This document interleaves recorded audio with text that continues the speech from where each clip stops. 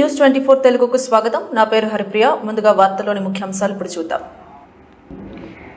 తెలంగాణ సాయుధ పోరాటంలో తొలి అమరుడు దొడ్డి కొమరయ్య వర్ధంతి సందర్భంగా భారతీయ జనతా పార్టీ ఓల్డ్ బోయిన్పల్లి తరఫున ఘన నివాళులు అర్పించారు.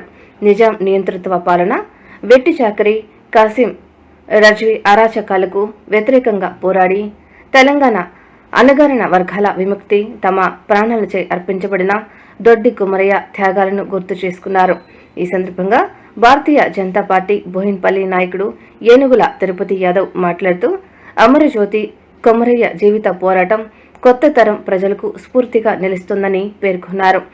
ఈ కార్యక్రమంలో బీజేపీ నాయకులు శేఖర్, అరుణ్, రమేష్, అర్జిత్ సింగ్, చిన్న, అలాగే అంజయ్ నగర్ కురుమ సంఘం అధ్యక్షులు దయాల మల్లేష్, సంఘ సభ్యులు మరియు వివిధ రాజకీయ పార్టీల నేతలు పాల్గొన్నారు.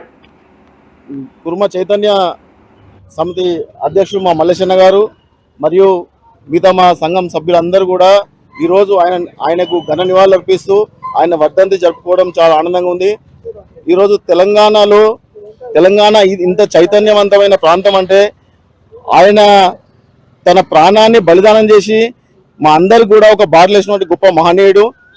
ఆనాడు రజాకార్ల మీద, కాసిం రజ్వీ మీద, ఆ రోజు బూర్జువా వ్యవస్థ మీద పోరాటం చేసి ఆయన మా అందరు కూడా మార్గదర్శకుడై వెట్టి చాకరికి ఆ రోజున్న పరిస్థితులకు అన్నిటి కూడా ఒక అణగారిన వర్గాలకు అందరికి కూడా ఒక జ్యోతిలాగా ఆయన అమరుడై తన ప్రాంతాలను చేసి వెళ్ళినటువంటి గొప్ప మహనీయుడు దొడ్డి కొమరయ్య.